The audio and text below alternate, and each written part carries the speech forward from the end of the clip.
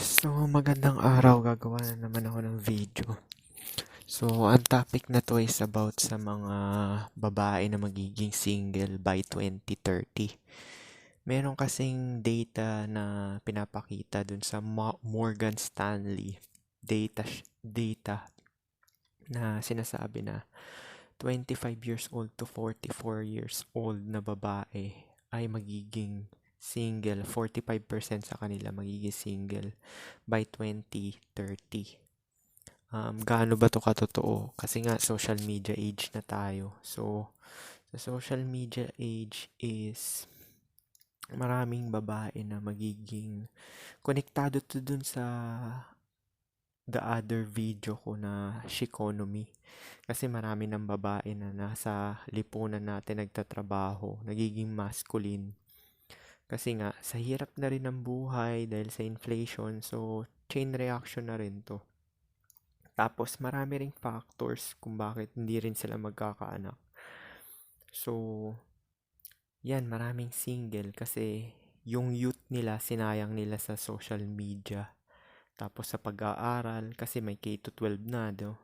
So, by 24 years old, dun ka palang gagraduate ng college. Pagka, kinuha na yung ano mo nun, yung prime years mo, kung babae ka. Hindi kagaya nung panahon ko millennials, 21 ka, graduate ka na ng college. So, may K-12 na, 24, yan pa lang yung first job mo, mag-experience ka pang 2 years bago ka maging dalubhasa. Wala kang maiipon, tapos minimum ka pa kasi from the bottom. So, it makes sense talaga na, di ba bago ka magka-increase, kailangan ilang years pa. Experience every year yan, di ba yung increase. So, hindi mo siya ganong mararamdaman. So, kaya yun. Tapos, social media age na rin dahil maraming babae na nakakakuha ng atensyon ng mga lalaki, mga gusto nila. Kagaya na sinabi ko, yung mga ini-entertain nila is may mga itsura lang, either high-tier normie yan or pogi. So, kaya magtataka ka pag nag ka, dating app or mga Instagram, mga ganyan. Or FB dating, basta mga dating apps, application, para kumilala ng ibang tao, ay nagtataka ka, hindi ka i-entertain gaano kung normie ka or below average. Usually high tier normie lang ini-entertain, tsaka yung mga pogi talaga. Kasi yan yung pangkwentuhan nila. Syempre, ini-imagine din nila yung nakakakwentuhan nila. Kaya yan sinabi ko sa inyo, yung mga emotional tampon, beta orbiter, tapos yung mga pogi din yan. Tapos marami pa kayong pinagpipilian. Sinabi ko nga sa isang babae, lima kayo magko-compete. So tapos ganun. So yun. Tapos may hook up culture pa. Dahil sa Pilipinas meron din naman yan kasi dating app na eh. Makikipag-hook up na rin yung mga Dati kasi sa bar yan eh, yung mga hook up. Ngayon mas madali na dahil social media age na. Tapos, mas gusto pa nila yung lalaki kasi mas pogi kaysa dun sa mga nakukuha sa bar. Kasi nga yung mga pogi is napaka-rare lang talaga. Tapos, yung mga high-tier normie, sa bar kasi pag pumunta ka sa bar, puro below average yung mga mukha ng mga lalaki dun eh. O sabihin na nating normie, which is hindi magugustuhan ng babae. Kaya mas nag-invest na lang sila ng social media. So yun nga modes ng ng pakikipag relasyon ngayon, social media na. Yung mga nakikita mo nagmi-meet up ganyan sa cafe. Meron na siyang meron na siyang pag-uusap via nag-match na siguro yon sa dating app. So online pa rin talaga yun. Kaya yung mga nagsasabi na online is not real life, hindi totoo yan na pag-iwanan na kayo. Kasi ako kahit na millennial ako, updated pa rin talaga ako sa mga nangyayari. Kasi nga, ayoko rin mapag-iwanan sa mga informasyon para alam mo yung gagawin mo ngayong present na to. Ma-adjust mo yung, makakalkula mo yung gagawin mo kung anong strategy. Actually, paglabas mo pa lang ng bahay, strategy na yan eh. Kahit sabihin mo nang nanging-employ ako lang sa pakikisalamuha, may ano yan eh, puro manipulation lang talaga. Kaya inaaral ko to lately yung mga manipulation kasi nga kahit sa dami ko na ng mga naka-date 30, 'di ba? Tapos 8 yung mga naging ex ko at nagalaw natira ko na. So kahit na ganoon, sa pag-assess ko talaga walang chance na ako lamang. Sure naglilibre sila, nag-e-effort which is pabor pa rin naman sa akin yun pero mas marami sila magi-gain sa akin. Yun yung ano ko eh. Kagaya nung itong ka-LDR ko, brinig ko na siya nung parang 1 week ago. Kasi nga, ang rude na talaga ng mga Gen Z ngayon, napaka-narcissist. Although submissive naman siya sa akin, tsaka mabilis ko makuha yung SEX kasi least effort yung ginagawa ko. Pero, katagalan kasi ibe-betalize ka na niya eh. Yan yung sinasabi ko na sa una lang na ano, ibe-betalize ka na ano, parang ititest ka, ganyan. Ganon din yung mga pogi, di ba yung mga pogi? Kaya naman, kuwari yung pogi, nagkaroon ng maraming chicks. Parang bubunga nga nung main, tapos kung ano-ano sasabihin. Yung kay Koy Koy, transaction lang kasi yun. Kasi nga, poor yung dalawa. Parang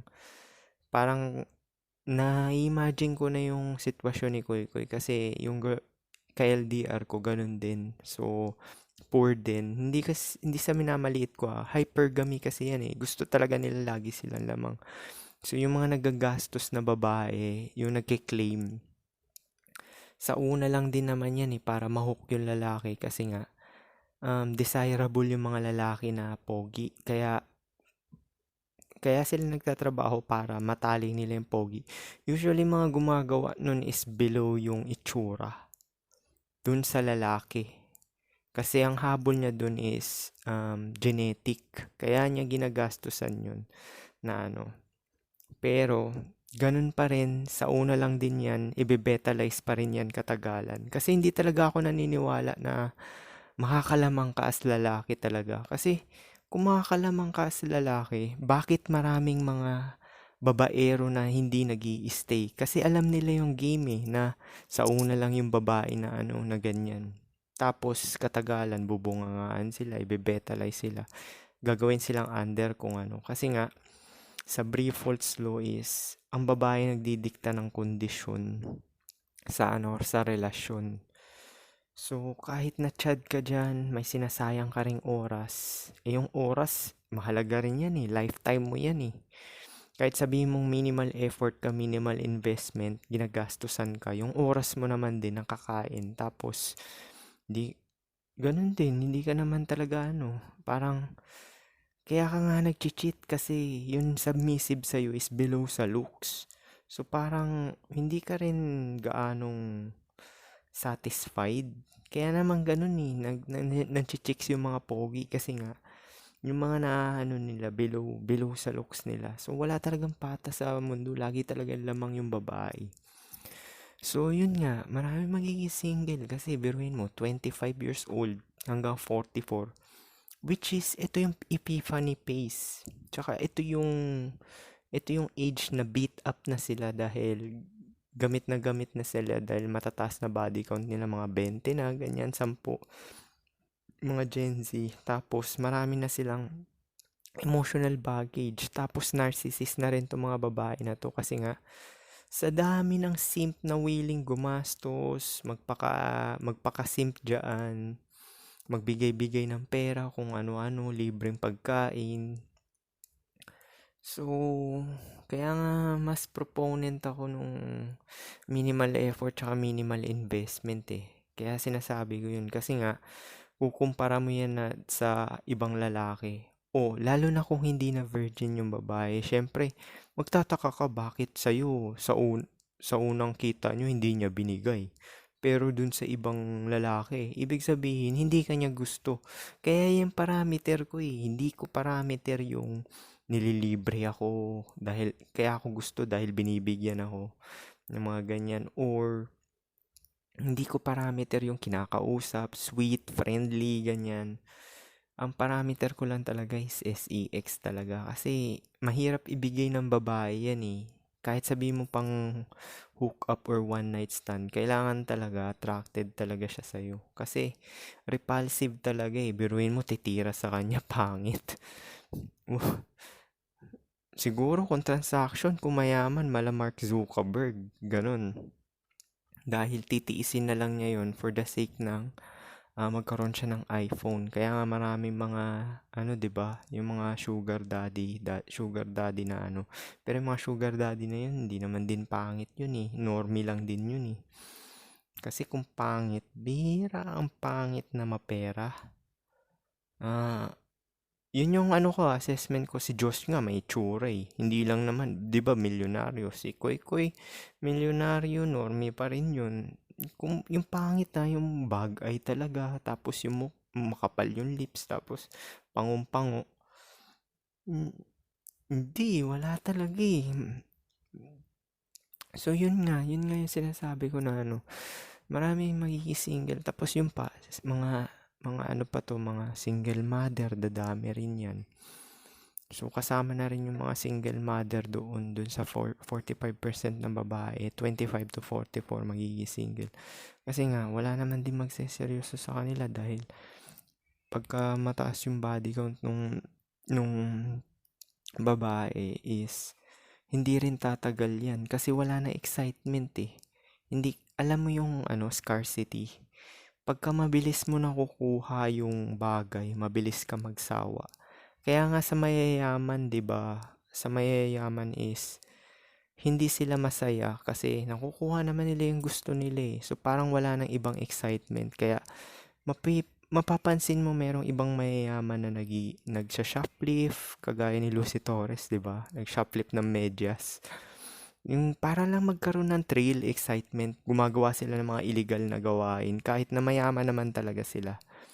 Yun yung psychology sa point of view ng babae na mga 25 pataas, yung epiphany phase na magsisettle na lang ako sa beta box cock. Eh yung mga mayayaman ngayon, alam na rin yung game eh, yung mga ganyan.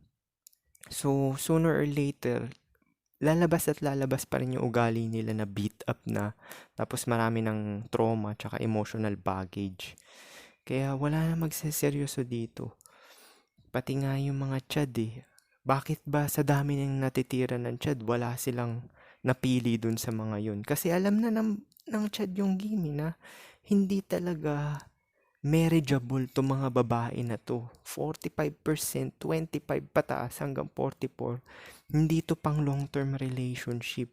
Kaya nga nauso yung salita na it's your, ano yun? She's not yours. It's just your turn. Which is totoo naman talaga. Bihira ka lang makakita nung talagang first girlfriend, first boyfriend kayo, tapos nagsama na kayo ng ano. Kasi nga, nalaso na rin yung utak ng mga babae ngayon dahil sa social media. Dahil yung mga, sa in-interview na mga nakita kong podcast, 15 pa lang sila na di-virginize na sila or 14. So, maliit na ang chance ngayon na makahanap ng virgin na talagang past 25. Nung panahon ko meron pa rin, hanggang ngayon meron pa rin akong kilala, 33 na virgin. Pero, hindi na desirable yun kasi nga, kahit na sabihin mong virgin, leftover pa rin yun. Kasi nga, ang currency nila is youthfulness. Kasi yun yung prime biological age, yung 18 to 25. So, pag lumagpas ka ng 25 is least marketable ka na, beat up ka na, marami ka ng traumas, tapos hinanakit, tsaka mga emotional baggage. Tsaka mahirap ka na i-please kasi nga sa dami mo ng experience, wala nang excitement, wala nang pair bonding, wala na ring bago. Yun pa pala. Kuwari, tirahin mo man siya sa ano, sa public, sa parke, tirahin mo siya sa beach, hindi na bago sa kanya yan kasi napagdaanan na niya yan eh. So, ikaw na lang yung nice guy finish last. So, ikaw ba? Malulunok mo yung ganun? Tapos sabay pagka nagsawa na siya sa'yo, i-discard ka na lang niya. Ganun yun. Kaya nga, brinake ko yung ka-LDR ko kasi disrespectful eh. Na ano eh. Sabagay, hindi ko masisi kasi nga, low IQ yun at below sa socioeconomic status. So pagka ganun ka namuhay, medyo yung ugali mo may pagka-squatter. Yung ka-FWB ko naman, nag-aaral pa lang ng college. 28 na siya ngayon, pero ganun din ugali. Magaspang. Yun yung sumampal sa akin, first time ko. So sa mga Gen Z, nakaka-disappoint yung mga Gen Z talaga. Ang gagaspang nila, ang rurude nila, tapos, parang sabi ko, di bali na lang maging single ako kaysa naman ibe-beta box ko tong mga to, tapos ganyan yung treatment sa akin. Oo nga, piniplease nila ako, bibigay nila yung SEX sa akin, pero maliit lang naman na bagay yan sa akin yung SEX kasi nga, nakukuha ko naman yun ng kabataan ko. Ang habol ko ngayon is yung parang companionship, tsaka pwede ko sila magamit sa business ko. Na hindi ko habol yung love na yung kabullshitan yan. Sa totoo naman, kalibugan lang naman talaga yung nafe-feel ko eh. Lahat naman ng lalaki, kayo mga lalaki kayo, i-debunk ko na yung psychology nyo. Scarcity, yung karamihan ng lalaki, scarcity. Hindi nila napagdaanan yung 30 dates. Hindi sila nagkaroon ng girlfriend na 8. Kaya, pagsisimpa nila yung ganun, papaghirapan nila. Kasi scarcity nga eh.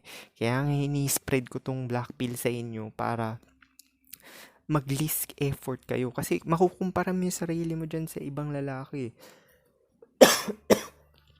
Lalo na yung mga 20 pataas. Kasi bihira na lang virgin dyan sa mga 20 pataas. Pera na lang yung mga nag-i-stemming. Which is, by the time na makuha mo sila, 25 pataas na out of prime na rin. Dahil nga nagtrabaho. Which is, magtatrabaho rin yan, mawawala ng gana. Hindi ka rin niya priority. Pero ibibigay niya yung virginity niya kahit one night stand na yun sa pogi. Tapos ikaw, tangin ang dami-dami mong ginawa, papakahirap ka. Tapos ibibetalize ka rin. Parang hindi siya worth it. Kaya nga, minsan, naawa rin naman din ako sa mga ibang lalaki na hindi nila alam yung sitwasyon nila na kala nila normal yung ginagawa nila. Which is, siguro habol na lang talaga nila yung talagang companionship tsaka yung procreation.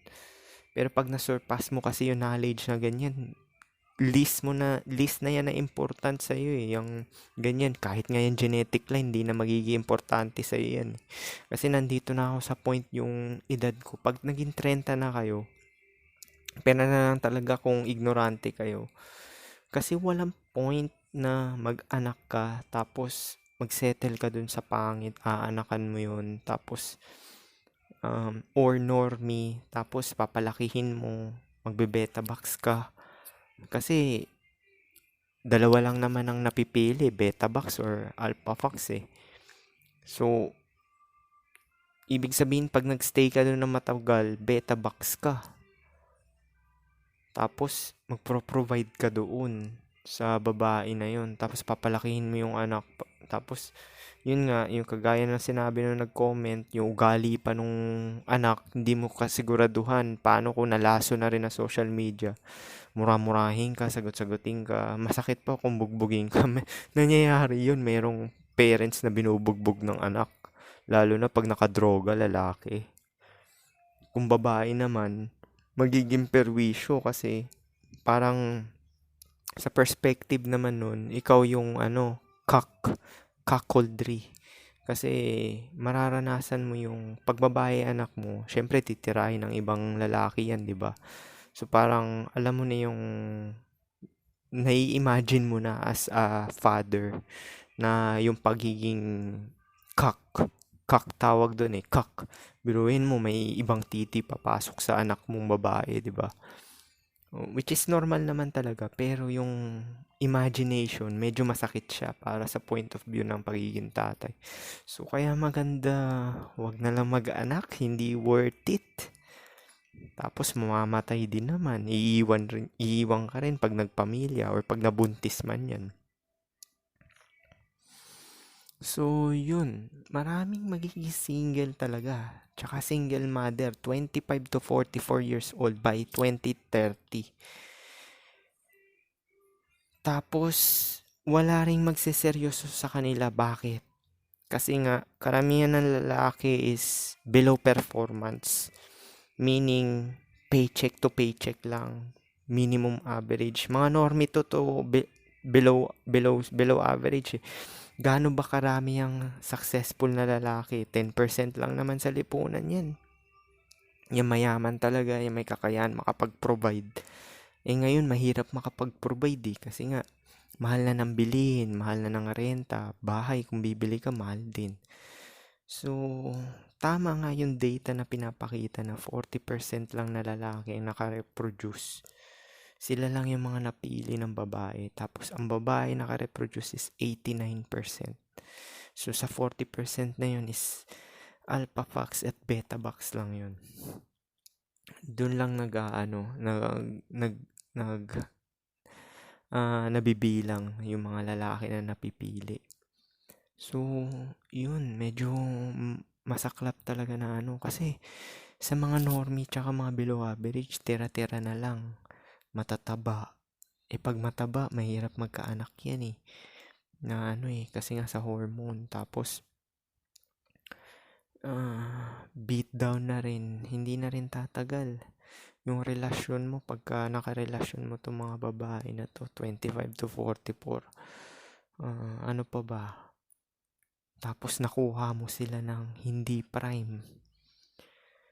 So, pera na lang kung willing ka talaga mag-beta box para dun sa mga tira-tira. Mga beat down, may emotional baggage. Hindi ka talaga mananalo pag lalaki ka Wala talagang winner dito So, paano? Tsaka yun pa pala, biruin mo, ikaw, yung mga babae na yun, ikaw yung fallback guy ka, ikaw yung nice guy finish last. Ikaw yung panghuli niyang boyfriend, ikaw yung magsiseryoso sa kanya. Tapos, tapos na siya dun sa pace na yun, sa whole pace na yun. Marami na siyang experience, ikaw, first time na experience mo pa lang, tapos, isi-sex mo yung babae na yun, siya naka-diverginize sa'yo. Tapos, hindi siya worth it kasi, ang treatment niya sa'yo mababa. Kasi ikaw yung panghuli niya Panghuli ka niyang lalaki, tandaan mo to mababa yung napili ka niya for the sake of security. So maraming normie talaga kawawa na ito, pucha. 25 to 44 years old, single na babae. Ito yung mga beat up na, marami ng body count, emotional baggage, single mother. Pucha, normie, sasalo lahat niyan. Kasi hindi naman papatol yan sa pero sa pangit Papatol na lang sa pangit is yung pangit na mayaman, which is napaka-rare. Napaka-rare ng pangit na mayaman. Sinasabi ko sa inyo. So, normie, kawawa. Biruin mo, 30 years old ka na di-virginize as a lalaki. Siya 14 pa lang. 15 pa lang, kalahati ng age difference. So, yung experience niya na mas marami siyang experience sa'yo. So, lahat ng gawin mo, kahit anong please mo dyan, anong pagbibigay mo, anong pag-iisip mo na bago, gayahin ko yung mga chad. Isex ko to sa parke, yung mga ginagawa ko, Intramuros, magpa-BJ ako sa Intramuros, tapos magpa-BJ ako sa sinihan, ginawa ko rin yan. Ginawa ko yan yung 19 ako. Tapos ikaw 30 mo lang may experience yan. Parang nakaka-disappoint, di ba? Kahit nga ako, nadi-disappoint ako sa mga normie, naawa talaga ako. Nadi-disappoint ako nito kasi biruin mo, 25 years old to 44, single. Ang fallback nito mga normie. Yung mga normie na yan, virgin pa yan, walang experience, promise. Masaklap talaga. Tira-tira na lang talaga. Beat up. Tapos siseryosohin mo tong mga to. Wag na lang. Tapos, normie ka. Paycheck to paycheck ka lang. Minimum wage, 20 mil kada buwan. Tapos, nakuha mo. Hindi rin magtatagal sa'yo kasi marami ng experience. Mas marami pa sa'yo. Biruin mo. Siya first girlfriend mo at 25 years old. Siya, pang-sampu ka na niya sa 25 years old. 25 years old na yung babae, 10 na yung experience niya. Ikaw, first mo pa lang. Hindi mo naman kagaguhan yan, di ba? So, paano? Sana may natutunan kayo dito. Ito yung study dun sa Morgan Stanley na 45% ng babae magiging single. Kasama na dito yung single mother. Age 25 hanggang 44. So, peace.